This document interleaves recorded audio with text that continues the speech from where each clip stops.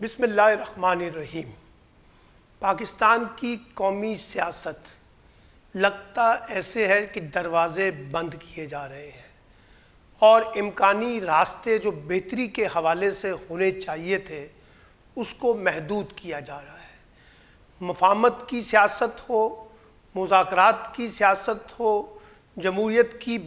سربلندی کی بات ہو، آئین اور قانون کی بالادستی کی بات ہو، لگتا ایسے ہے جیسے یہ سب سیاسی ہتھیار بن گئے ہیں اور ان نعروں کو بنیاد بنا کر اس وقت پاکستان کا ریاستی نظام، پاکستان کا حکومتی نظام اور پاکستان کا ادارہ جاتی نظام اپنی ذاتی مفادات کی لڑائی میں اس حد تک آگے چلا گیا ہے کہ ریاست کا مفاد،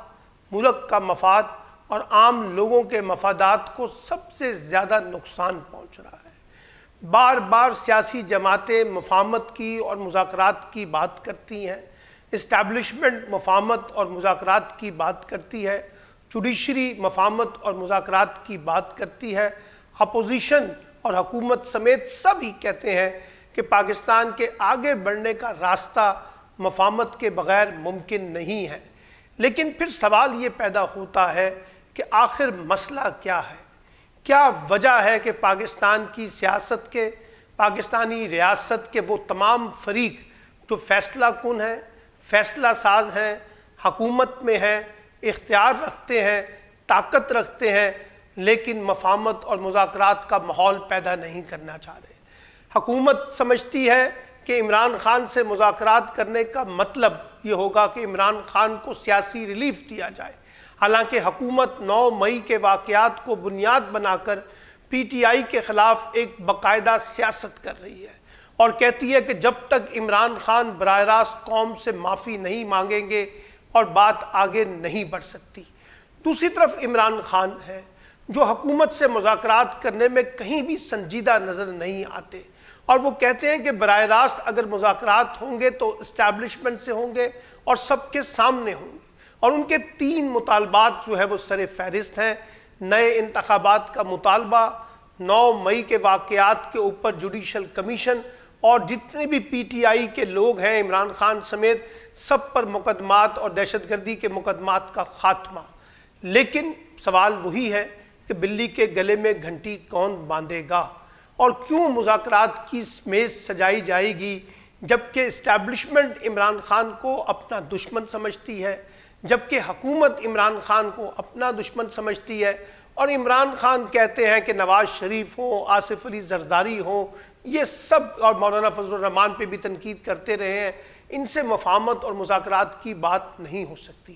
ایک منطقی بات تو عمران خان یہ کرتے ہیں کہ مذاکرات انہی سے کیے جاتے ہیں جن کے پاس اختیار ہوتا ہے اور ان کے بقول حکومت کے پاس کوئی اختیار نہیں ہے۔ مذاکرات کی اصل اختیارات اور اصل طاقت اسٹیبلشمنٹ ہے اور اگر بات چیت ہوگی تو ان سے ہوگی اور سب کے سامنے ہوگی۔ عمران خان کے اس موقف پر بہت تنقید ہوتی ہے کہ وہ سیاسی جماعتوں کو نظر انداز کر کے، حکومت کو نظر انداز کر کے اسٹیبلشمنٹ سے براہ راست مذاکرات کی بات کرتے ہیں۔ اب اسٹیبلشمنٹ براہ راست مذاکرات تو نہیں کرے گی، لیکن جو پس پردہ مذاکرات ہو بھی رہے تھے اور آج بھی کسی نہ کسی شکل میں چل رہے ہیں وہ نتیجہ خیز نہیں ہو رہے، کیونکہ بد اعتمادی کا ماحول ہے، بگاڑ ہے، انتشار ہے، دشمنی ہے، ایک دوسرے کے اوپر برتری کا جو جذبہ ہے وہ اس وقت مذاکرات کو کامیاب بنانے میں رکاوٹ ہے۔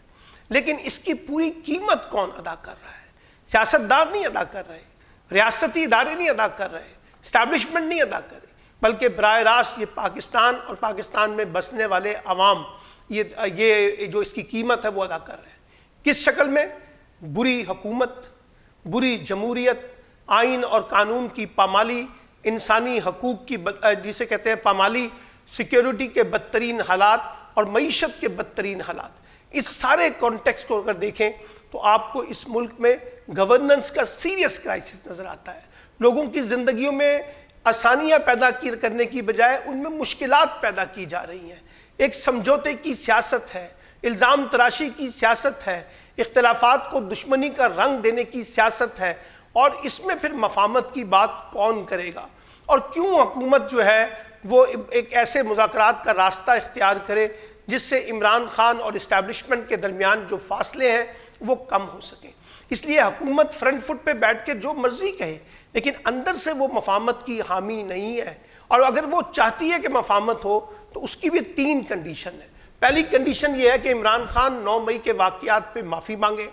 دوسری کنڈیشن یہ ہے کہ عمران خان اس حکومت کی سیاسی حیثیت کو اور قانونی حیثیت کو تسلیم کر لے اور کسی قسم کا بگاڑ نہ پیدا کرے، اور چوتھی یہ کہ عمران خان کوئی بڑی محاذرائی پیدا کرنے کی بجائے حکومت کو حکومت کرنے دے۔ عمران خان اس مینڈیٹ کو لیجیٹیمائز کرنے کے لیے، قبول کرنے کے لیے تیار نہیں ہے، اور وہ یہ چاہتے ہیں کہ جب تک نئے انتخابات کی بات نہیں ہوگی، وہ مذاکرات نہ حکومت سے کرنا چاہتے ہیں نہ اسٹیبلشمنٹ سے کرنا چاہتے ہیں۔ یہ ایک ایسا ڈیڈ لاک پیدا ہو چکا ہے جو ہمیں آگے بڑھنے سے روک رہا ہے۔ لیکن کیسے آگے بڑھا جائے، یہ سوال پاکستان کے سنجیدہ حلقوں میں زیر بحث رہتا ہے، لیکن سب امکانی منظرنامے پر گفتگو کو تو کرتے ہیں، لیکن شاید پھر آگے جا کر وہ مایوسی کا شکار ہو جاتے ہیں اور ان کو لگتا ہے کہ یہ بات آگے نہیں بڑھ سکے گی۔ اور مسئلہ کسی کو الزام تراشی دینے کا نہیں ہے،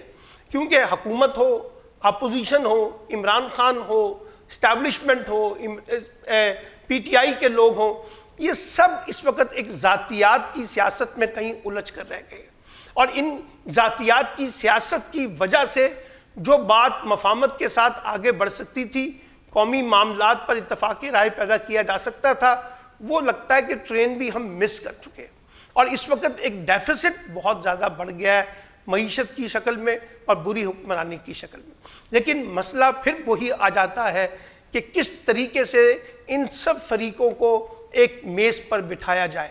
کیسے یہ لوگ اپنی ذاتی انا سے نکلیں، اپنی ذاتی دشمنیوں سے نکلیں، اپنے اندر کی محاذرائی، نفرت،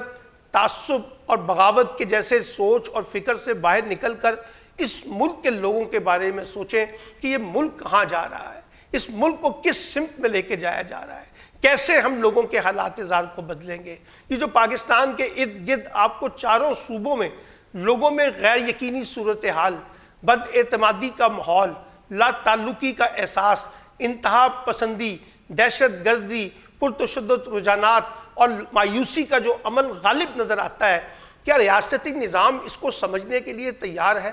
کیا اس کو جاننے کے لیے تیار ہے؟ کیا ان محرکات کو، ان وجوہات کو سمجھنے کے لیے تیار ہے؟ بالکل نہیں۔ اور ایسے لگتا ہے کہ ہم ایک آرٹیفیشل طریقے سے، مصنوعی طریقے سے اس میں رنگ بھرنے کی کوشش کر رہے ہیں، اور ایک غصے کی، بدلے کی، رد عمل کی سیاست جو ہے وہ قومی سیاست کے اوپر غالب ہو چکی ہے۔ اور ایسی صورتحال میں جب ہم اس نہج پہ پہنچے ہوئے ہیں کہ ہم آگے بڑھنے کی بجائے پیچھے کی طرف جا رہے ہیں، تو پھر پاکستان کی ریاست کا مستقبل، پاکستان کی حکومت کا مستقبل، پاکستان میں بسنے والے لوگوں کا مستقبل، اس پر سوالیہ نشان لگتے ہیں، کیونکہ چیلنجز سب کو آتے ہیں۔ ان چیلنجز سے نمٹنا سب سے اہم ہوتا ہے، اور جو سب سے بڑی خرابی اس وقت پیدا ہو رہی ہے وہ ہے لوگوں میں امید کا خاتمہ۔ لوگوں کے اندر ایک، جسے کہتے ہیں نا، ایک خواہش ہوتی ہے کہ ہم آگے بڑھیں گے، ہماری ڈائریکشن درست ہے، ہماری سمت درست ہے، ہمارا روڈ میپ درست ہے،